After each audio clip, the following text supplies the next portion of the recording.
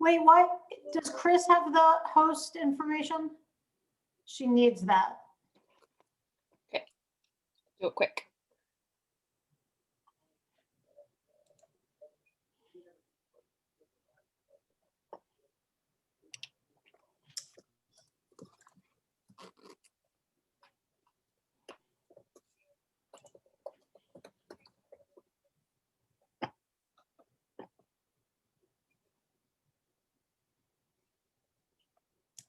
Let me see if I can find her also in the participants, and maybe I can just make her a host.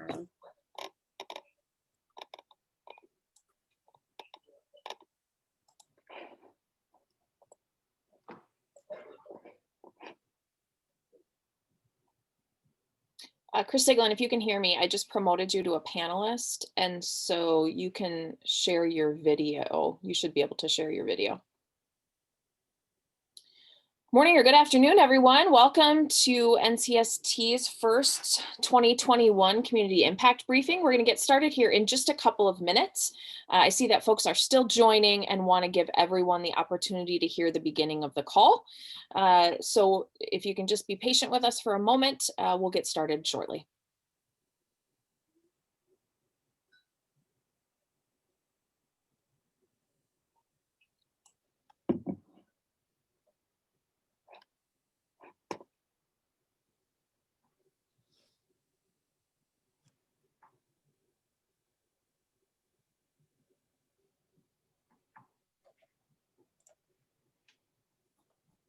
If you are just joining, welcome. We're going to get started in about 1 minute. It looks like folks are still jumping on, and I want to give them that opportunity.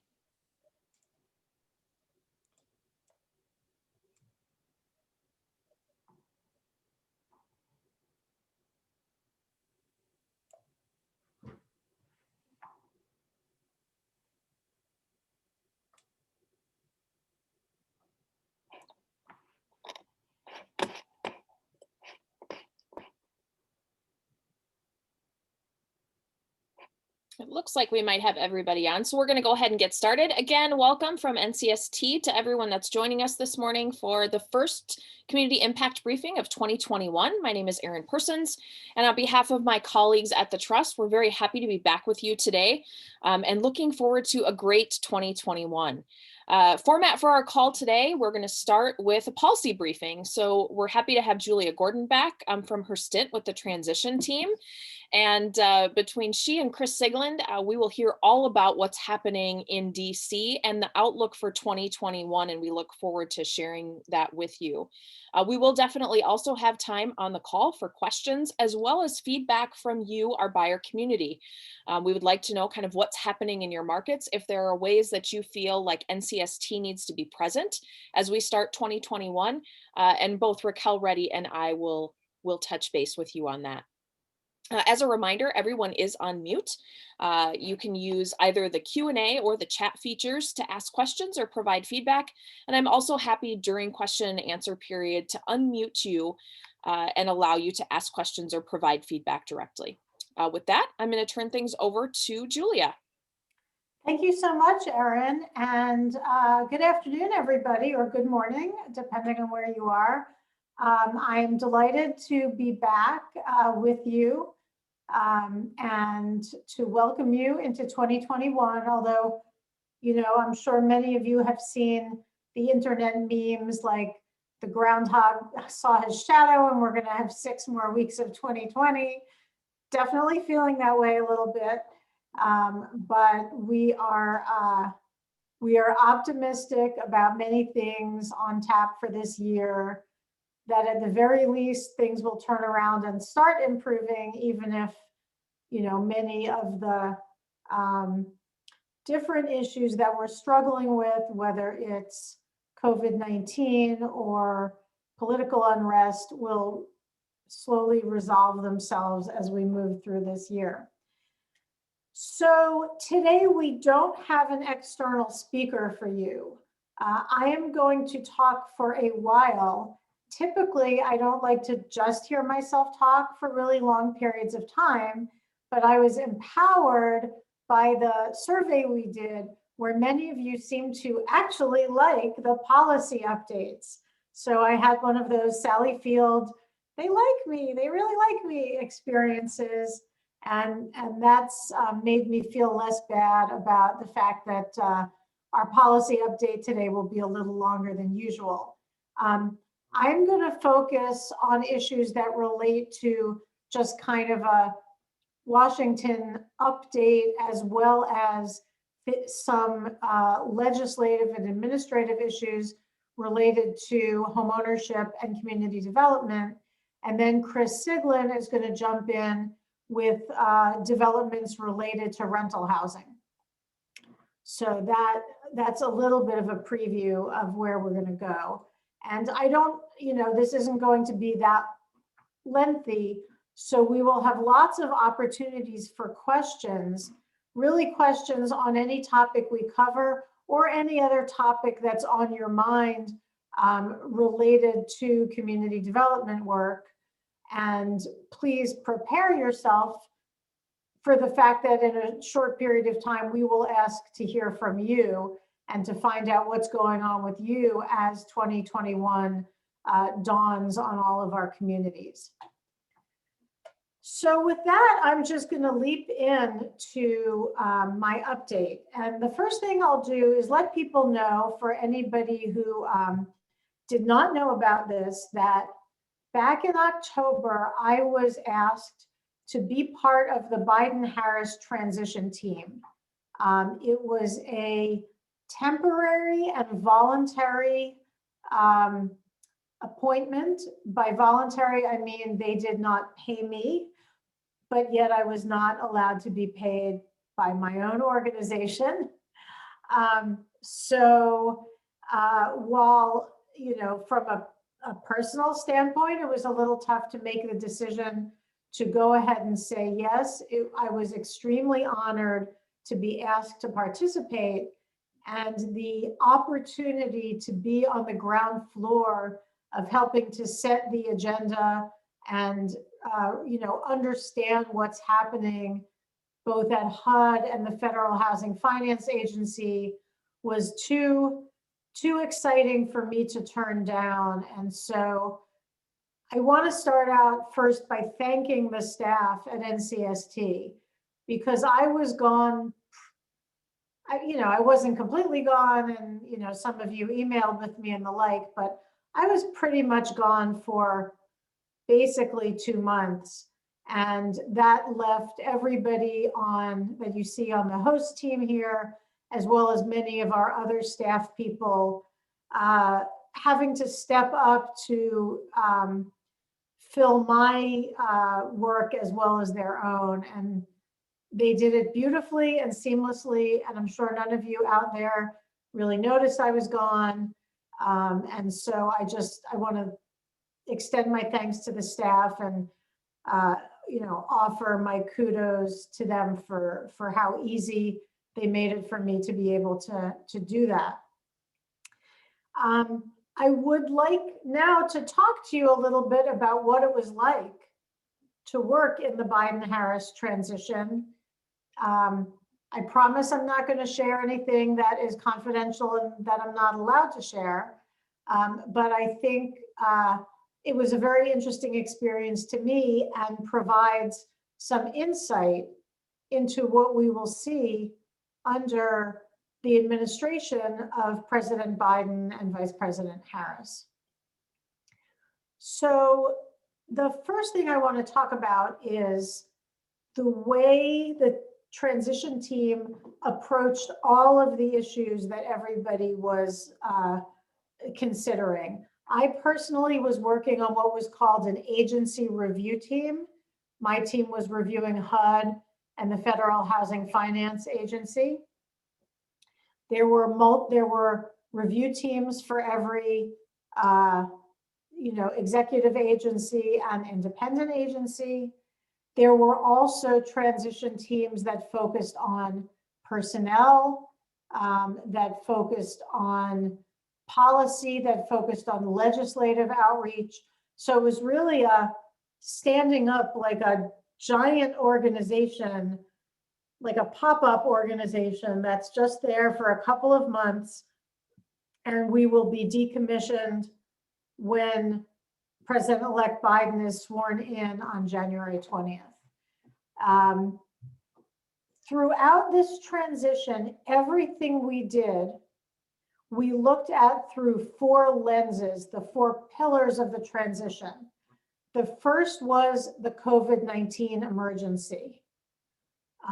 First and foremost, we were all focused on preventing both the harms to health as well as economic well-being that have been posed by the pandemic. As I'm sure you know from reading the papers, there were a very large number of people in transition focused specifically on COVID. And each agency review team, including mine, had someone on it whose only job was to think about COVID-related impacts on housing and community development. And I thought that was really amazing. The second pillar of the transition is economic recovery that builds back better. You've all heard the term build back better, and we tried to put some flesh on the bones of that. What that means is as we work toward an economic recovery, that this recovery not just be a recovery for the wealthy, who frankly have been doing just fine, in some cases even better through the pandemic, but that a recovery brings in all the people who have been left behind by the economic decisions of the past few years, and trying to strengthen families, strengthen communities, bring more people into the middle class or help keep them there, as well as to provide the appropriate services for people in poverty. The third pillar of the transition, which is very closely related to the equitable economic recovery, is racial equity. Issues related to racial equity were not cabined off or siloed in the transition team. Every single issue that we looked at as an agency review team, as we looked at what the departments were doing, what rulemaking was in process, what litigation was in process, what policy issues were in play, we took a racial equity lens to each of those issues and provided a specific analysis of how racial equity could be advanced through actions that a new team could face. We also did that same comprehensive lens on the final pillar of the transition, which was climate change. I have long felt that climate change is something that, from a governmental perspective, has been particularly siloed, but that most of us think about a lot. And the way the transition approached this issue was also to have us do climate analysis for all of our specific issue areas. So we actually spent time thinking about climate and home ownership, climate and subsidized rental units, how to ensure sustainability and resilience, how, do no harm, protect communities from the effects of climate change. So that gives you a little bit of flavor of, what the conversation is that has been happening. And so I'm going to turn it.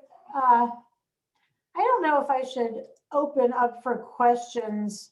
I think I'll go a little further and then open up for some questions before I start talking about specific housing policy issues.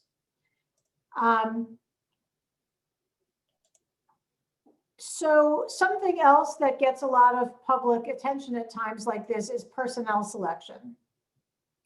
Obviously, as the saying goes, personnel is policy. And what happens in personnel is really going to drive what we're seeing on the ground for the next 4 years, or as long as this administration is here.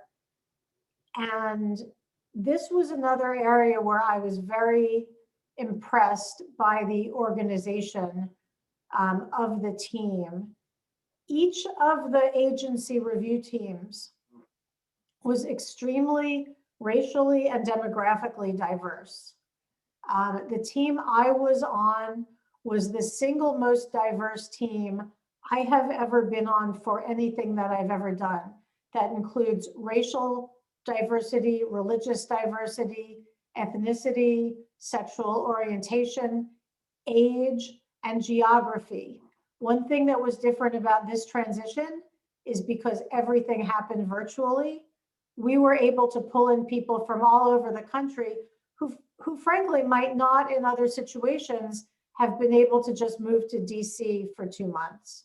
And that really helped on all aspects of the diversity. The diversity we saw in the transition team, we're starting to see that translate into jobs in the new administration. I'm sure you've seen press reports about this, but the incoming cabinet is more diverse than any previous cabinet to date. And if you start looking a layer or two down from those cabinet positions, or if you look inside the White House, what you'll see is even a more sort of multi-dimensional diversity than you see just in the secretary positions, because of necessity, those people are all, pretty much in a similar age range, and most of them will need to live in DC or the surrounding areas. But you will see a lot of diversity throughout the appointments so far. One appointment I want to talk about in particular is the appointment of Congresswoman Marcia Fudge to be the Secretary of HUD.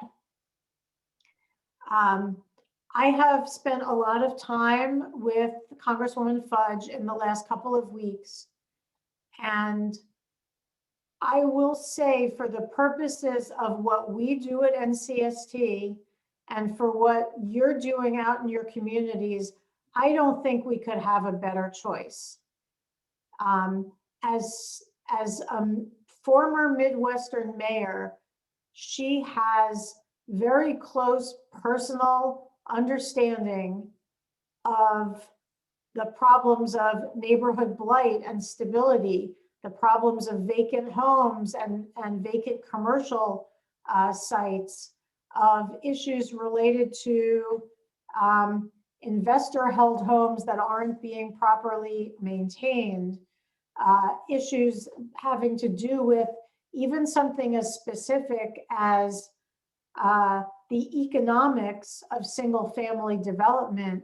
She is fully understanding of the problem we face every day of the so-called value gap or appraisal gap that prevents us from doing work many times, and of the lack of subsidy dollars to fill that gap.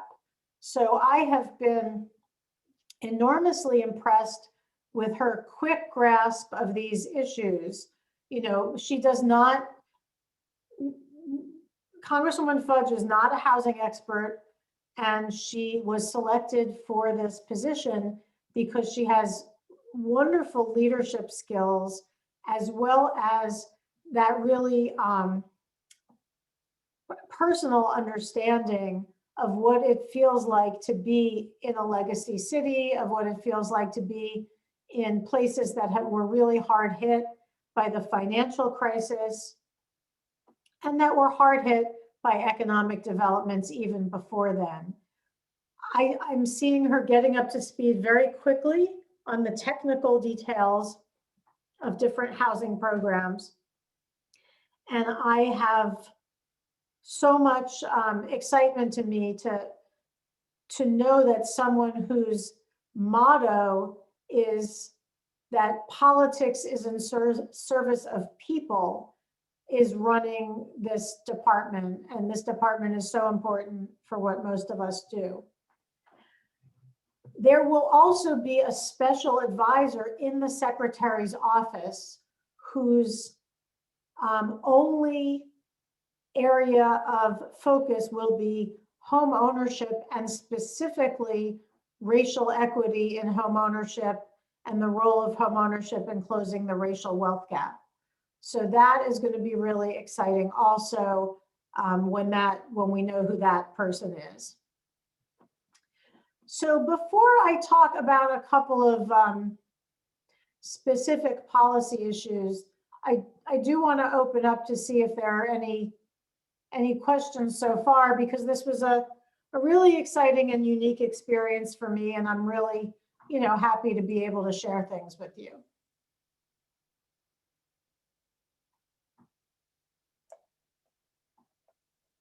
To get off mute.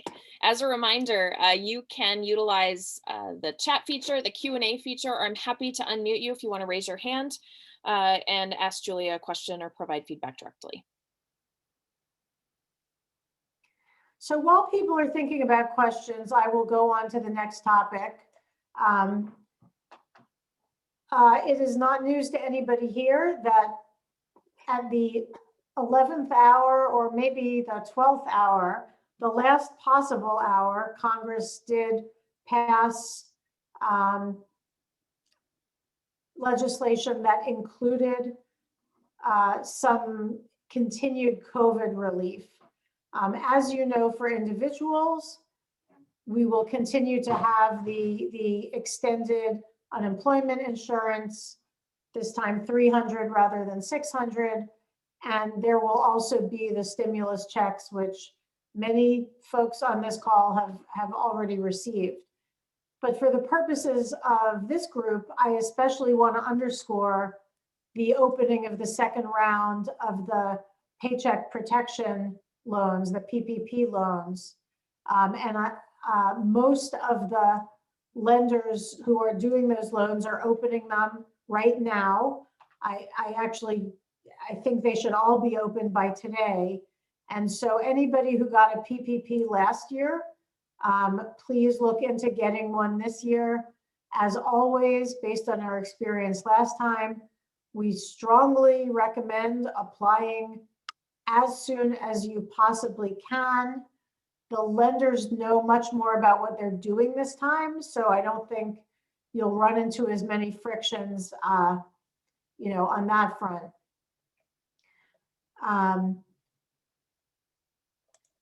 So Julia, there were a couple of questions. I did see them, and I think I'll wrap them into my next policy comments. That sounds fantastic. So issues that are being discussed for early action by the new administration. First and foremost, I want to talk about foreclosure prevention. As many people have seen, the government-backed programs, FHA, VA, and USDA, extended their foreclosure moratorium and the opportunity for a borrower to raise their hand for forbearance. They extended that through February 28th. Fannie and Freddie have extended that through January 31st, although I do expect it to be extended for longer. I expect as soon as the new administration gets in, you will see an extension beyond that February 28th date, because you'll see extensions that will provide the new team with an opportunity to do what they need to do to make sure that as people start coming off of forbearance, they have the options they need to continue to maintain home ownership successfully. There is a question that I'm going to answer here because it's relevant, which is there's a question about whether the administration is considering replacing the current director of the Federal Housing Finance Agency, Mark Calabria. I think it is no secret that Director Calabria may not be aligned with the incoming administration on all issues.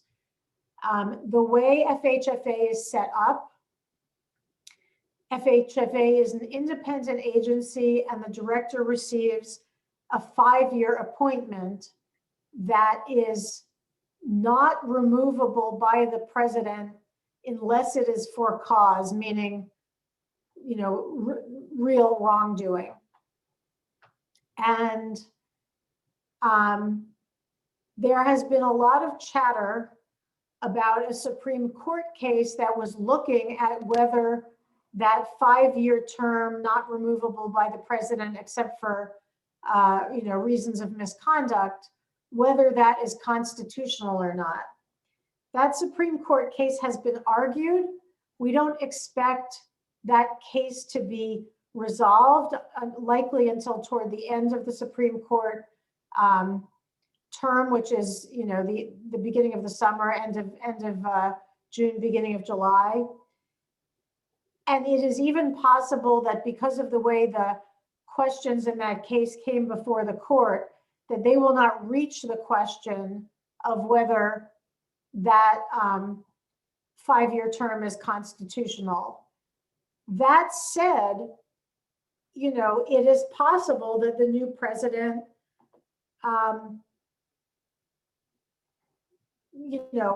continues to push on this and considers whether there are ways to change the leadership. I would say as of right now, we can't count on that. What we can count on, though, is it's very different for even an independent director to operate in ways that are at odds with the current administration. Additionally, there are many things that Director Calabria wants to do, particularly with respect to ending the conservatorship of Fannie Mae and Freddie Mac, that he can't do without the participation of Treasury, which means his partner will be Janet Yellen, which, to me is a significantly more desirable situation than when the partner was Secretary Mnuchin. So, there's not much I can say beyond that. People also have asked if the continuation of the moratorium will mean inventory will continue to be scarce. And the answer, unfortunately, is yes. We are not going to see a lot of foreclosures for a long time.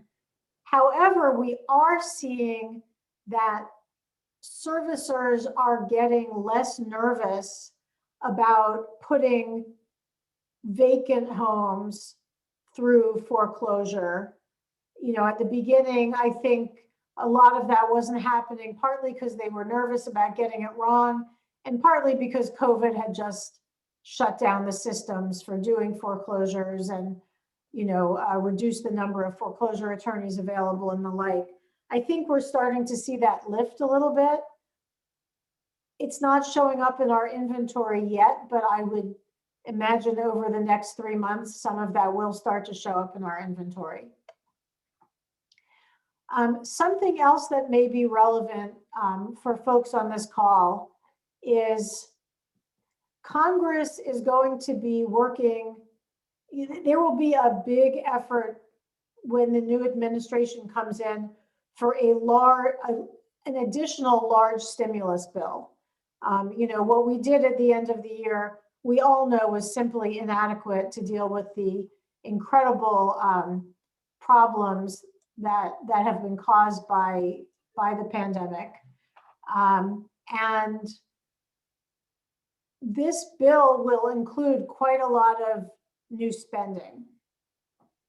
And a couple of things that we are really hoping and NCST will be advocating to have in those new bills, which haven't been drafted yet, so I can't give you any insider information on that, is to include the Neighborhood Homes Investment Act, to include some kind of new neighborhood stabilization program like subsidy for distressed neighborhoods, and to fund the homeowners assistance fund, which would be kind of like the hardest hit funds that went out to states and would be able to assist individual homeowners with staying in their home while their income has been affected by the crisis and the corresponding job loss. So we expect those things to be in there. In terms of the person who asked about middle neighborhoods, much of those programs we think will actually be able to be used in parts of what we call middle neighborhoods. I know everybody has a different definition of middle neighborhoods, but to the extent you're in a neighborhood that is experiencing significant impacts from COVID, whether it's a significant number of people, actually getting COVID and dying from COVID, or whether it's just elevated job loss and unemployment, we do think those programs will be able to help those neighborhoods. So I'm going to stop again and see if there are more questions. I'm trying to look at all the different places, but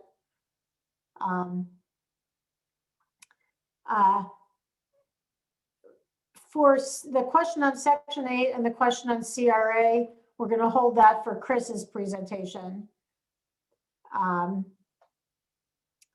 Any more questions with respect to what I've talked about so far, or what might be happening legislatively in the near term?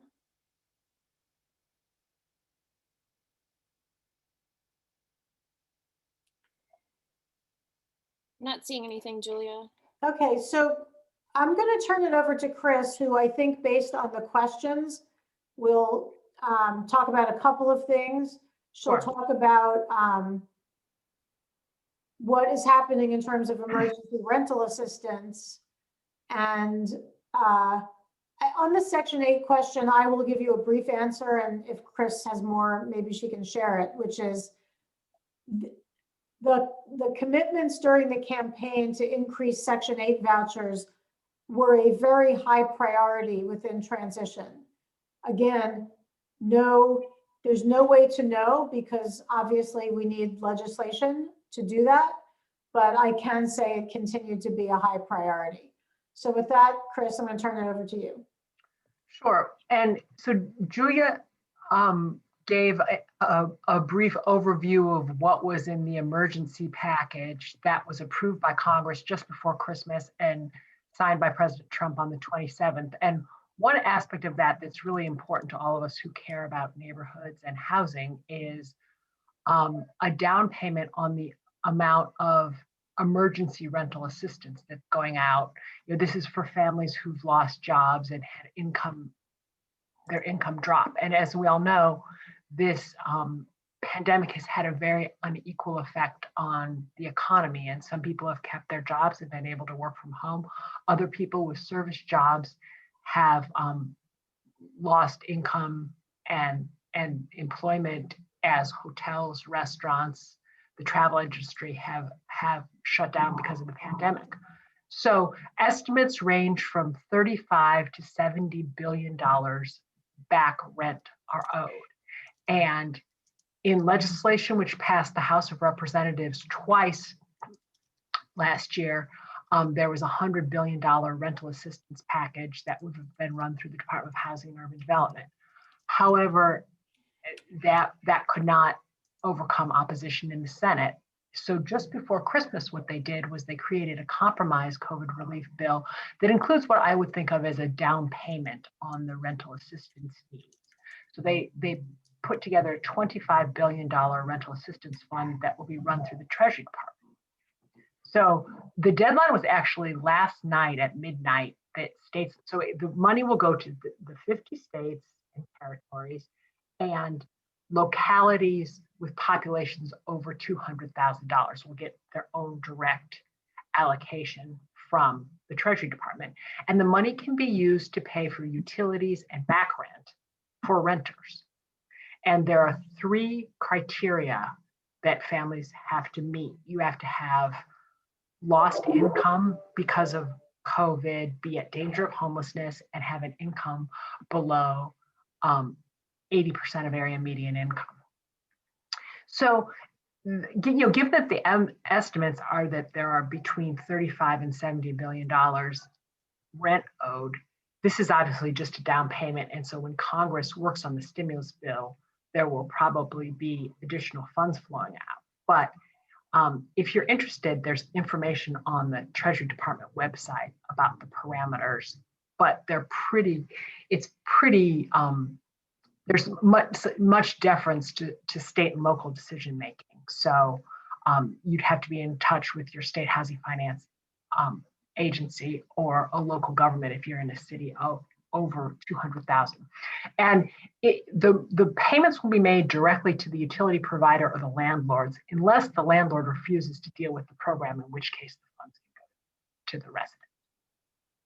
So does anybody have any questions about that? Let me check the chat.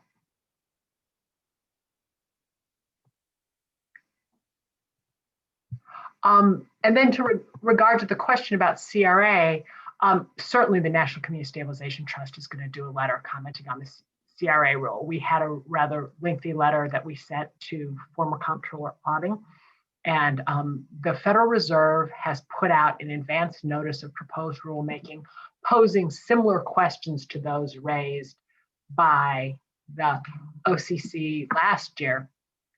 And but they're trying to do a more comprehensive, to really foster a consensus amongst all the agencies and banks and the community. So it's really important that everyone comment. They're due February 16th, and yes, we will do a comment letter. I would be happy to circulate it to people on this call. There are specific issues that you will want to comment on given your work. Capital for single family development, low value mortgages. And because the chance to reform CRA doesn't come very often, it's really important to weigh in on this because we're not going to get another chance. And so working through national networks like us and trying to have some consistent messages is a very, very useful thing to do. So other questions?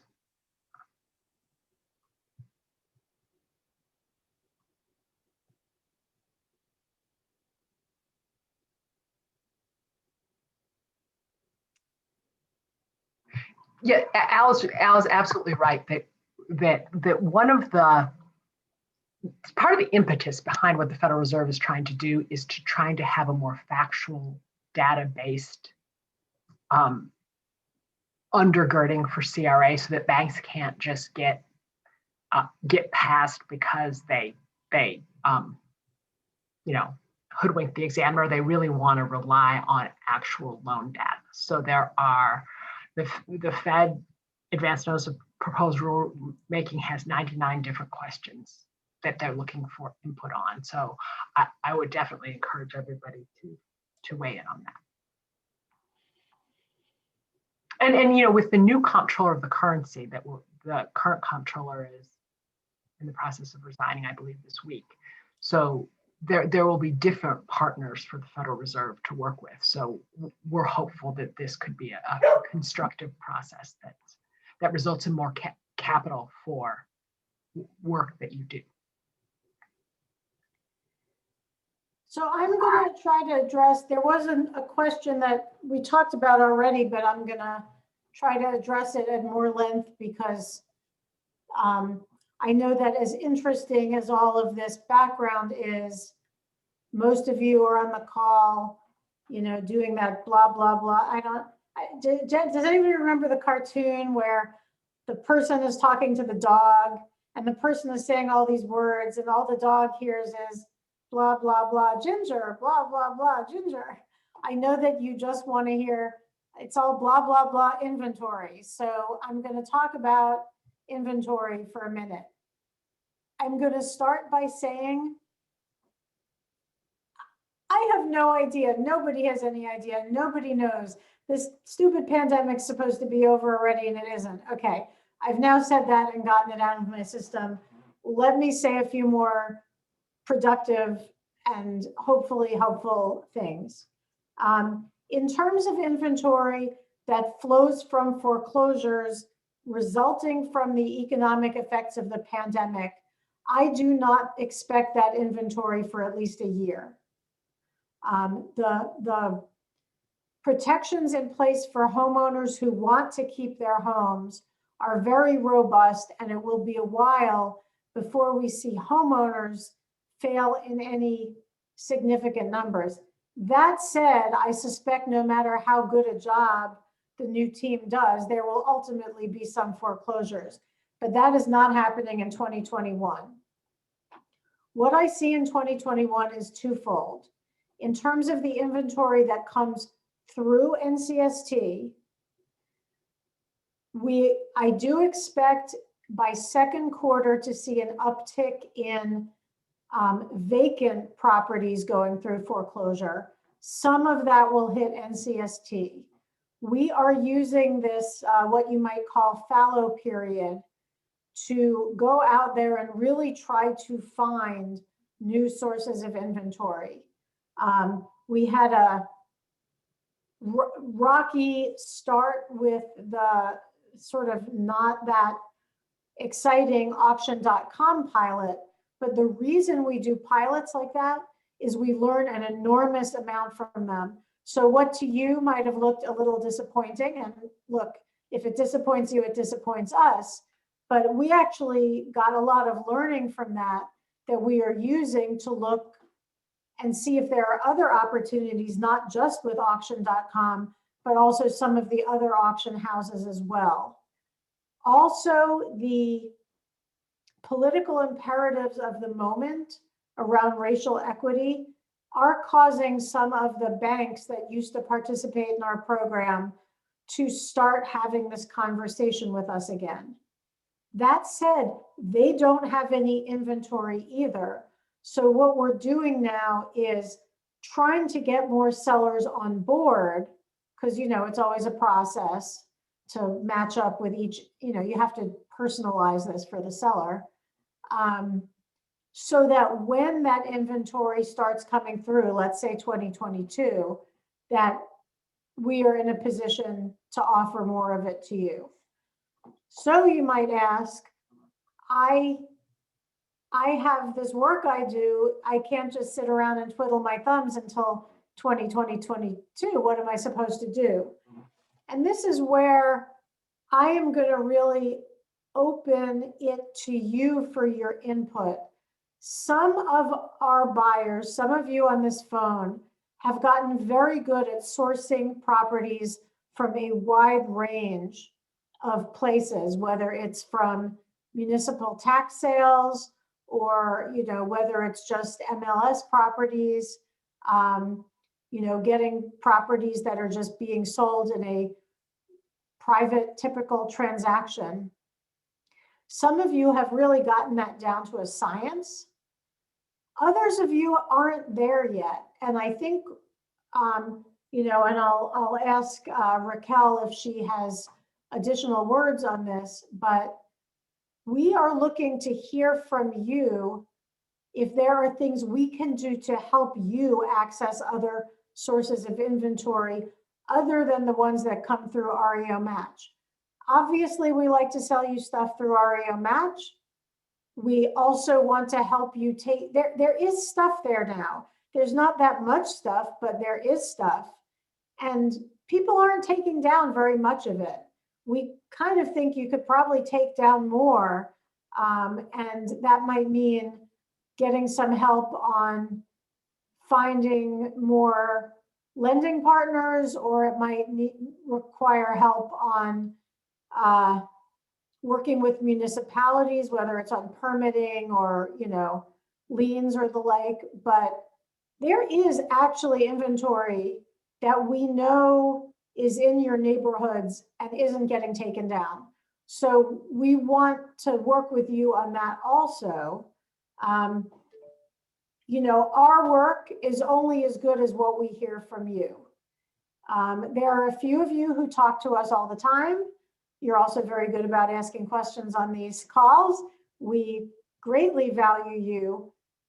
There are more of you who don't reach out to us all the time or who don't speak up as much on these calls. And we need to hear from you. I hope we're not scary. I mean, look at the 4 people on this call. We are so not scary. And the more you tell us about the details of what you're encountering in your geography, the more it helps us both in terms of our own NCST programmatic issues and the policy work that we are doing more and more of, and we'll have so much more opportunity with this new administration in place. So, you know, to Lois's point, if anybody's feeling shy, like, you know, this is your invitation. And if you're not shy, but you're just feeling like, why would we want to hear the individual details of what you're going through?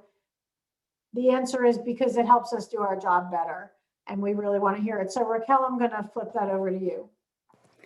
Yeah, you know, I would just say, and I've often shared this with Julia as well, that, you know, sometimes when we reach out, meaning the CDM team or the SAMs, we'll hear about specific things a little bit more in some greater detail. And I would just say that as the new year kicks off, we are planning to do a lot more of that outreach in a consistent way. And so we'll have more time to talk about strategic planning because, you know, inventory isn't exactly what we can pick apart on some of the calls, but it'll be important to understand, as Julia mentioned, and I think there was a question on this too from Linda about what is the challenge. And, you know, gap financing in Florida seems to be a challenge, some of that coming from public funds, some of that not, and how do we talk about, you know, the new tax credit that's behind the Neighborhood Homes Investment Act and what that means to single family developers.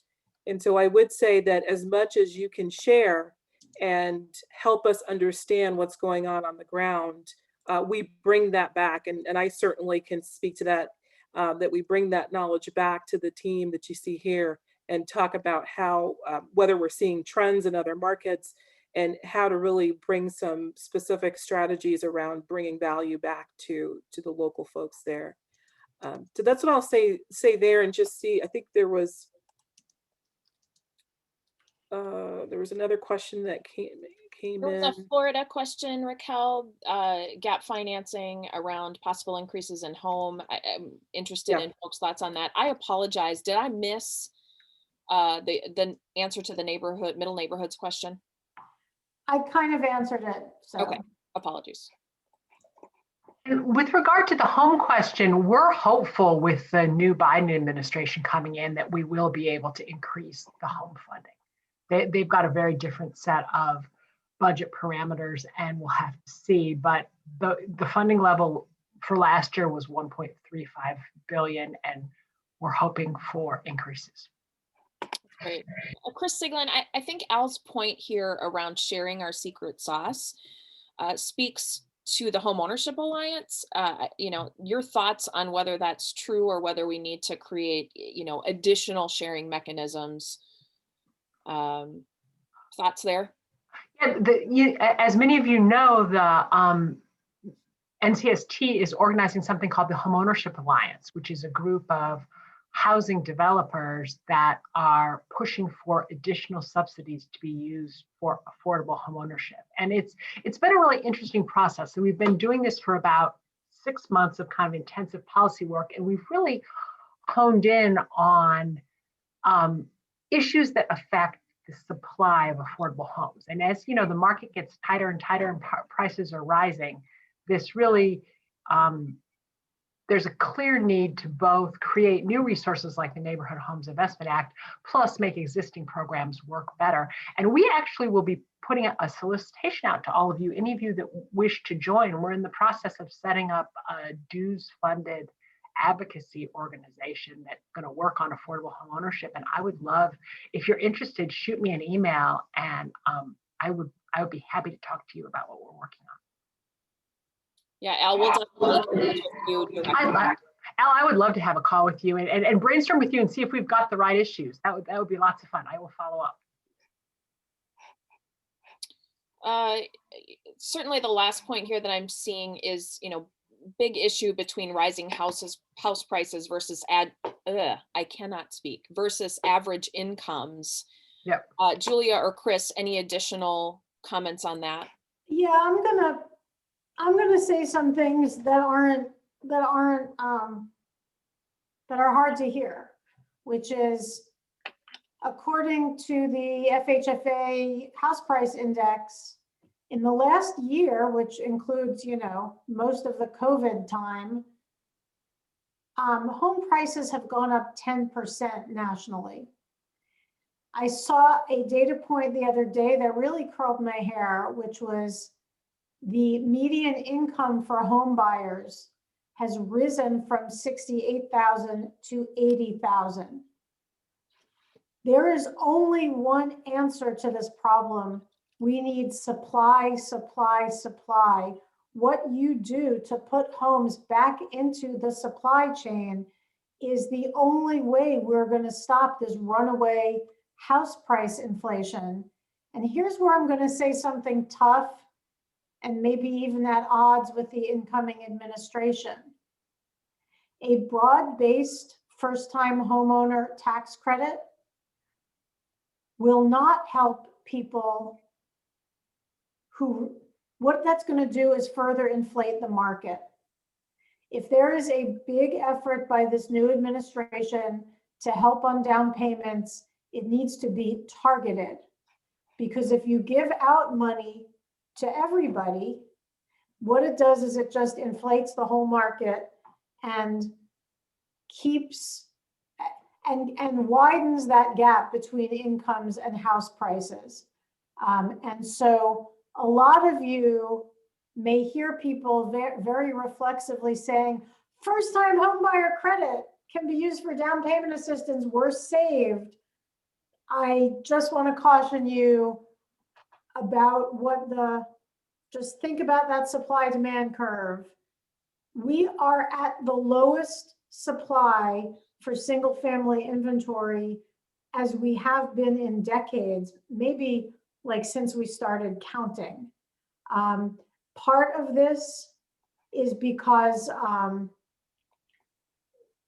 the very, very low interest rates have caused a lot of people who were thinking about whether they were ready for home ownership to jump into that home ownership pool. And, part of it is just because COVID slowed down everything everybody was doing to create supply. So I have been characterizing the supply issue as a crisis when I speak in policy rooms. And the more people can weigh in with your members of, Congress or whatever, it's just very important to advocate around supply when you talk about achieving affordable home ownership. Because most people, when they hear affordable home ownership, all they're thinking of is subsidy for a down payment. They're not thinking of the importance of supply. And that's what we're all about, and that's what you're all about. And so I'm just looking, Lois, at your comment here. I'm not sure why, actually, we want to not lock people into their homes. One of the supply issues is once people buy a home at a very, very low interest rate, they feel locked into that home. And a family that might otherwise, say, purchase a move-up home and have that starter home be available for new families, they feel locked into that starter home because their cost of capital is so attractive to them. So if what you're talking about is more of a community land trust arrangement, which lots of folks on this call have some experience with, where what you're doing is separating out the ownership of the land from the ownership of the home to keep it more affordable, that's an idea that is getting quite a lot of traction in many policy rooms right now. There's a great organization called Grounded Solutions that is working on policy around that. I really encourage that conversation. So Lois, I see you've just joined us. Yeah, I think community land trust is a good idea. We have to look at the issue that even the starter homes are starting at 260. Yep. So the average income, and we just became a multi-state organization. We're in North Carolina now as well.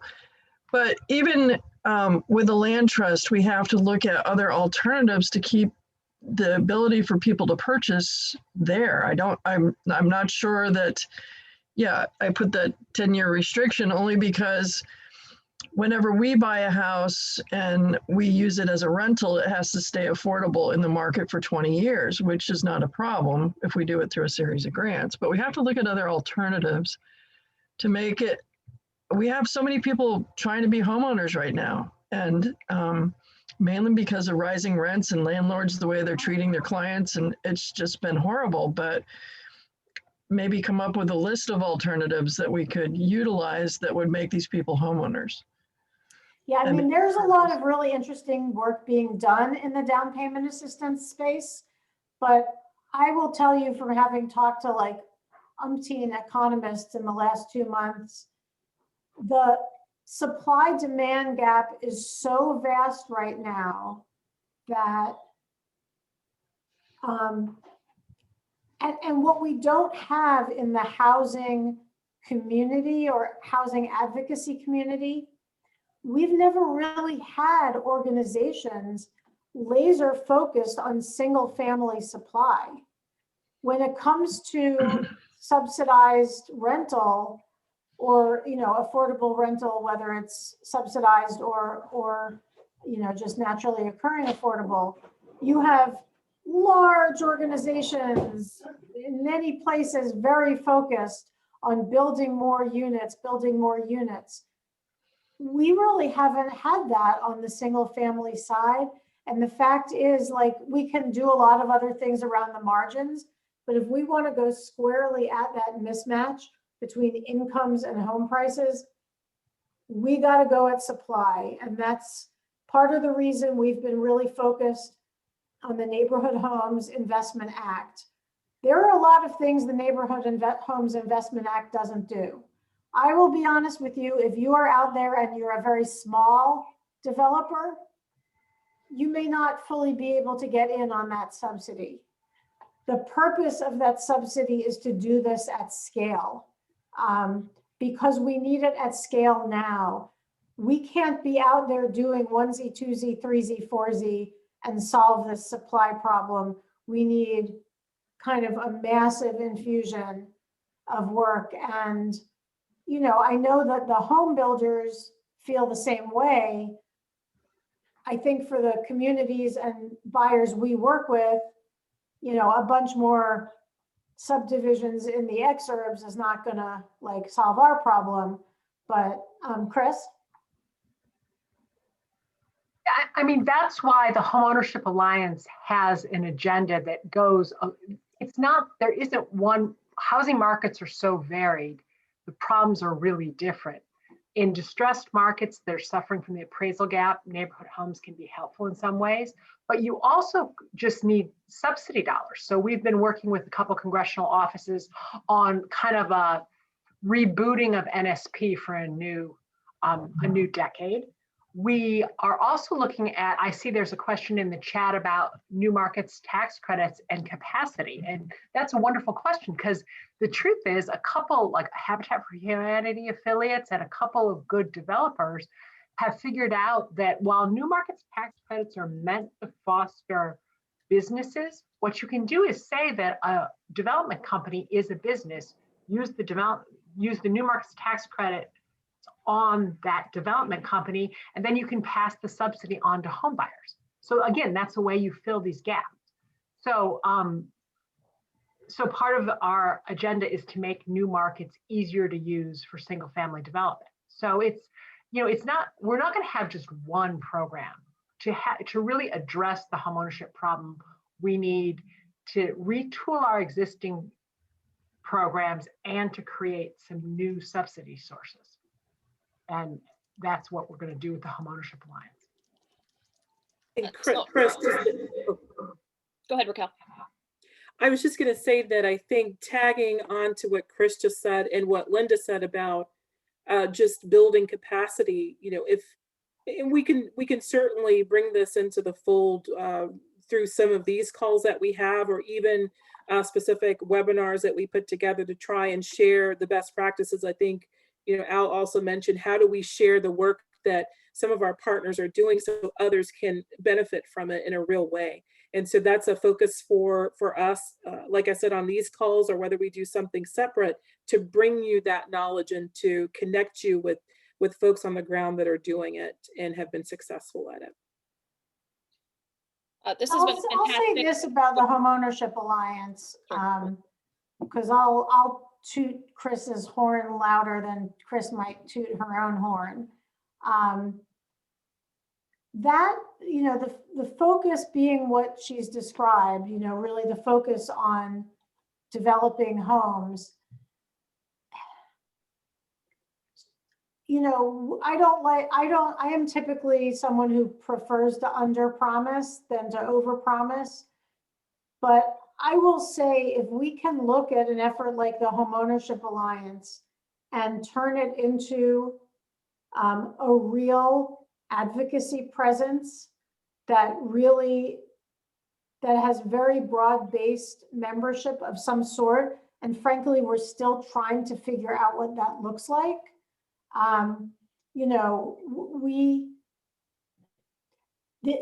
From an advocacy perspective, there's a gap there that is just waiting to be filled. And this work that Chris has been doing is tremendous. It is, to be clear, in its infancy. And so the comments I've seen in the Q&A are all really great comments, fantastic issues. And this is the kind of conversation we've really been trying to foster in these calls, because it helps us figure out how to build out that agenda. Yep. Because someday, will the Homeownership Alliance be the place you think of, just the same way as if you think about a rental, you might think about the National Low Income Housing Coalition. That's what we need. I want to be respectful of everyone's time here. I think this has been a fantastic collaborative call, and truly appreciate everyone's comments. As I look to what's left in the Q&A, knowing that we can't get to everything, Julia, do you have any quick thoughts on interest rates? They're going to stay low for a while. That was good. That was quick. So what we will do is we'll go ahead and take these additional questions. We'll look at them, additional questions, additional comments. And Sal, we will definitely follow up with you directly after this call to be able to have further conversations. But I think the overarching piece here is, please reach out to us. Please reach out to your community development manager. Feel free to reach out to the four of us directly to have these conversations. We really need to continue and expand the conversation in 2021. These calls will continue on a monthly basis, and we thank you for all of those that did reply to the survey with feedback. The overwhelming response was that we should have these calls on a monthly basis. We will do that on the third Wednesday of every month going forward. That does not stop you from reaching out to us in the interim 4 weeks between calls. And please do that as we look for additional inventory opportunities. One of the big things I think for me as we focus on those opportunities is, do you have a regional bank or a regional partner that you feel has a bunch of inventory that would make sense for your organization? If that is the case, please send us those names, because oftentimes we don't have a view into very specific inventory sources that are more local.